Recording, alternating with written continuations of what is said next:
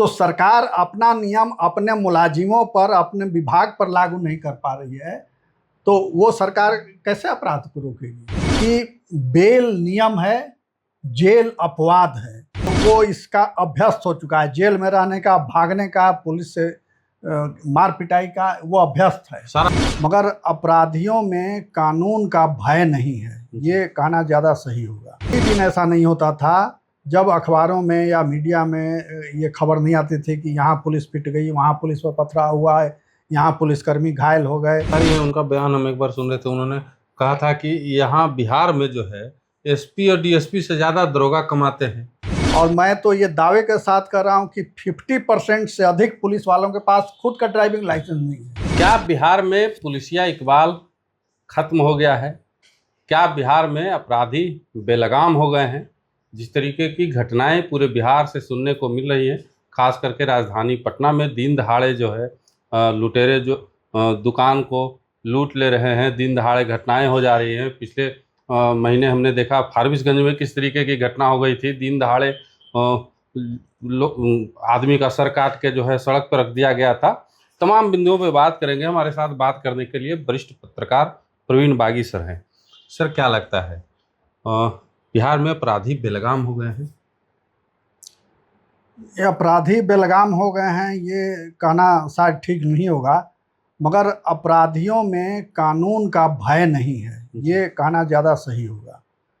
क्योंकि अपराधी जिस तरह से अपराध कर रहे हैं और पुलिस जिस तरह से कार्रवाई कर रही है, उसका फ़ायदा कहीं ना कहीं वो अपराधियों को ही मिलता है। और आप देखिएगा कि पूरी व्यवस्था जो है वो लंबे दौर में आप देखिए कि वो अपराधियों के पक्ष में खड़ी दिखती है और आम आदमी के पक्ष में वो न्याय व्यवस्था या जो पुलिस की व्यवस्था है वो आम आदमी के पक्ष में नहीं है।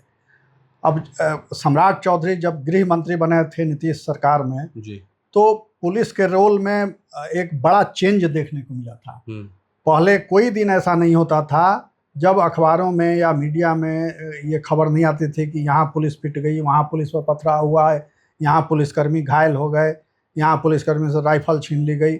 ये रोज़मर्रा की घटनाएं थी, यानी पुलिस पिट रही थी और अपराधी उनको खदेड़ रहे थे जी। मगर सम्राट चौधरी के गृह मंत्री बनने के बाद ये एक बदलाव आया कि पुलिस ने रिटेलिएट करना शुरू किया और दौड़ा करके हाफ एनकाउंटर जिसको कहते हैं उसके पैर में गोली मारना, लंगड़ा अभियान, लंगड़ा बनाने का अभियान ये पुलिस ने शुरू किया, जो यूपी में पहले से चल रहा है। जी, जी। तो कह सकते हैं आप कि उसकी देखा देखी वो बिहार में भी पॉलिसी लागू की गई। मगर इसका असर क्या हुआ? कोई भी आप नीति लागू करते हैं तो नीति बहुत अच्छी है, मगर उसको लागू करने के बाद उसका परिणाम क्या है ये महत्वपूर्ण होता है। तो परिणाम तो उस हिसाब से कुछ नहीं दिखा कि अपराध पर कंट्रोल हो गया, अपराधी डरे हमें दिख रहे हैं, ऐसा तो नहीं दिख रहा है। अपराध अभी भी हो रहे हैं, दिन दहाड़े हो रहे हैं। अभी 2 दिन पहले जो एक सोने चांदी के दुकान में जिस तरह से लूट हुई और अपराधी लेकर के भाग गए, पुलिस जो है उस काउंटर भी तो कर दी। हाँ, ये एनकाउंटर हुआ, वही जिसको हाफ एनकाउंटर कहते हैं या लंगड़ा बनाओ अभियान करते हैं। इसमें देखिए, अब इसमें व्यवस्था का खेल देखिए क्या होगा। उसको आपने पुलिस ने गोली मार दी, उसको फिर पुलिस टांग करके ले जाके हॉस्पिटल में भर्ती करेगी, सरकारी खर्चे पर उसका इलाज होगा, फिर उसको जेल भेजा जाएगा, वहाँ सरकारी खर्चे पर उसको भोजन दिया जाएगा, तमाम सुविधाएं दी जाएंगी और फिर 2-4 महीने 6 महीने के बाद वो बेल पर छूट के बाहर आ जाएगा और फिर वही काम करने लगेगा। तो ये अनवरत प्रक्रिया है, ये चली आ रही है, इसमें कहीं कोई रुकावट नहीं है। मगर जो आदमी उसका तो ये पेशा है, प्रोफेशन है एक तरह से वो, और वो इसका अभ्यस्त हो चुका है, जेल में रहने का, भागने का, पुलिस से मार पिटाई का वो अभ्यस्त है, सारा सिस्टम बना हुआ है। और सुप्रीम कोर्ट भी कह चुका है कि बेल नियम है, जेल अपवाद है, यानी मैक्सिमम लोगों को आप बेल दीजिए। जो बहुत गंभीर किस्म के अपराध हो रहे हैं उसमें बेल देने से थोड़ा रिस्ट्रिक्शन है, मगर सुप्रीम कोर्ट का ये कहना है जो नया अभी कानून लागू हुआ है, अपराध संहिता जो लागू हुई है उसमें कि अधिकतम लोगों को आप बेल दीजिए, जेल बहुत कम लोगों को भेजना है। तो इसे तो अपराधियों की बल्ले बल्ले हो गई, 12 हो गए उनके लिए तो ये रामराज हो गया अपराधियों का इस नई व्यवस्था में। तो सम्राट चौधरी ने एक बार कहा था जब वो गृह मंत्री थे उस समय कि अपराधियों के लिए, जो कुख्यात अपराधी हैं और हिस्ट्री सीटर हैं जी, उनके लिए एक अलग जेल बनाया जाएगा, एकांत में कहीं पहाड़ के ऊपर, जहाँ कोई उनसे मिल ना सके, कोई नेटवर्क ना हो, वहाँ वो किसी से ना बात कर सके, ना कोई उनसे मिलने जा सके। तो ये अगर वो इम्प्लीमेंट कर देते हैं, अब तो वो मुख्यमंत्री भी हो गए हैं, तो उम्मीद की जानी चाहिए कि अपने उस वादे को वो याद करेंगे और उसे पूरा करेंगे।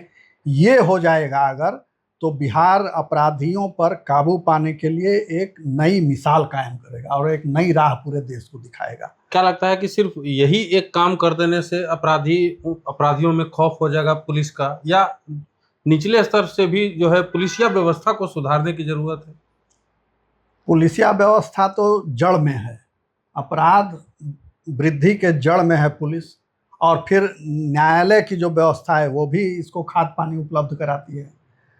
न्यायालय क्या देखता है, ये नहीं देखता है कि इसका इतिहास कैसा है, न्यायालय देखता है कि इसके खिलाफ सबूत क्या हैं। सबूत अगर उसके पक्ष में है तो उसको बेल हो जाएगी, उसको अपराध मुक्त कर दिया जाएगा। सबूत अगर उसके खिलाफ है तो उसको सजा होगी। मगर सजा कितने दिन की होती है? 2 साल, 5 साल, बहुत अगर वैसा बड़ा अपराध है तो आजीवन कारावास, नहीं तो उससे कम ही की सज़ा होती है। अब तो बलात्कार के केस में भी रेयर में फांसी की सज़ा मिलती है, नहीं तो आजीवन कारावास बहुत है। पुलिस के एक बड़े अधिकारी हैं, उनका बयान हम एक बार सुन रहे थे, उन्होंने कहा था कि यहाँ बिहार में जो है एसपी और डीएसपी से ज़्यादा दरोगा कमाते हैं। अब सिचुएशन ये है सर कि एक आम आदमी जिसने बैंक से लोन लिया है और वो किसी कारणवश बैंक का कर्ज नहीं चुका पाया, उसको पकड़ के पुलिस तुरंत जेल में डाल दे रही है। लेकिन एक कुख्यात अपराधी जो हत्या, लूट, किडनैपिंग जैसे अपराध को अंजाम दिया है, वो पुलिस के पहुंच से बाहर है। बिल्कुल। आप देख लीजिए ना, रोजमर्रे की घटना है ये। आप पटना शहर में हम लोग बैठे हैं, आप पटना की बात कर लीजिए। पटना में बिना नंबर प्लेट के, बिना हेलमेट के, बिना लाइसेंस के सैकड़ों गाड़ियां दौड़ रही हैं, कोई पकड़ने वाला नहीं है। मगर कोई जेंटलमैन जा रहा है, हेलमेट नहीं पहना है तो उसको पुलिस वाला रोक लेगा, या रोकेगा नहीं भी तो उसको चालान आ जाएगा। मगर जो अपराधी हैं, जो ये काम कर रहे हैं, उनको कोई भय नहीं है, ना उनको चालान आएगा, ना कोई पुलिस वाला रोकेगा। और मैं तो ये दावे के साथ कर रहा हूँ कि 50% से अधिक पुलिस वालों के पास खुद का ड्राइविंग लाइसेंस नहीं है, उनके गाड़ी के कागजात सही नहीं है, उनके गाड़ी पर जो नंबर प्लेट लगा हुआ है वो पुराना है। पुलिस की जो गाड़ियाँ हैं, विभागीय गाड़ियाँ, उसमें पुराना वाला नंबर प्लेट लगा है। और रोज़ सब लोगों को ट्रांसपोर्ट डिपार्टमेंट से मैसेज आ रहा है कि आपका नंबर प्लेट पुराना है, हाई सिक्योरिटी नंबर अपने उसमें लगवाइए, नहीं तो जुर्माना होगा आपको। तो सरकार अपना नियम अपने मुलाजिमों पर, अपने विभाग पर लागू नहीं कर पा रही है, तो वो सरकार कैसे अपराध को रोकेगी? पुलिस विभाग को ये जिम्मेवारी मिली है कि अपराध रोकने की, और पुलिस इस तरह का काम कर रही है, खुद कानून का उल्लंघन कर रही है। तो इससे तो कानून कमज़ोर होता है, कानून के प्रति एक अवज्ञा का भाव लोगों के मन में आता है। तो ये सब, ये एक बड़ी बहस का विषय है और पूरी व्यवस्था पर ये बड़ा सवाल है। इस व्यवस्था को जब तक बदला नहीं जाएगा, अभी तो अपराधी जो है वो लंबे समय तक पड़ा रहेगा जेल में, वहीं से अपना ऑपरेट कर रहा है। बड़े बड़े गैंगस्टर जो हैं वो जेल से ही गिरोह चला रहे हैं, बल्कि वो ज़्यादा सुकून महसूस करते हैं कि जेल में आराम से हम हैं, सुरक्षित और हमारा कमाई, सुख सुविधा उनको हम, और साम्राज्य वैसे ही चल रहा है।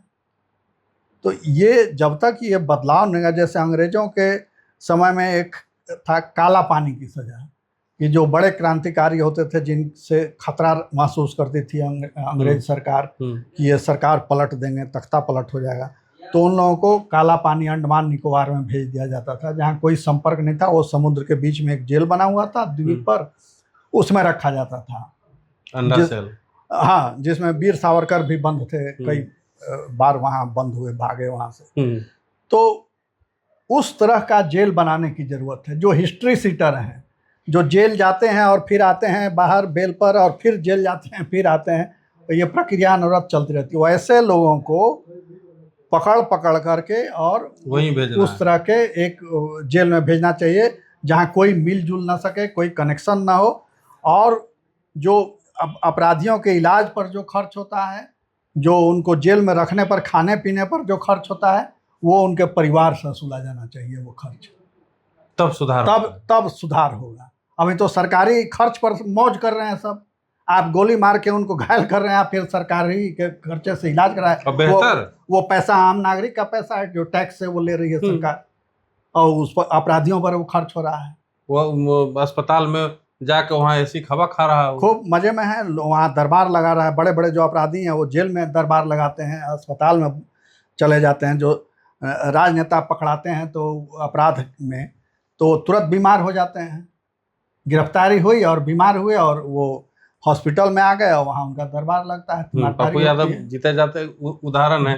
पिछले दिनों गिरफ्तारी हुई, किस तरीके से अस्पताल पहुंच गए। सिर्फ एक पप्पू यादव ही नहीं, तमाम राजनेता, पूरे देश में ये व्यवस्था है, चली आ रही है और सब लोग जानते हैं। कोर्ट कचहरी अदालत, बड़े बड़े अफसर, सरकार सब जानती है कि ये नकली बीमारी है, और फिर भी वो हॉस्पिटल में रहते हैं। फिर जब बेल होता है तो मुस्कुराते हुए बाहर चले आते हैं, सब बीमारी भाग जाती है उनकी।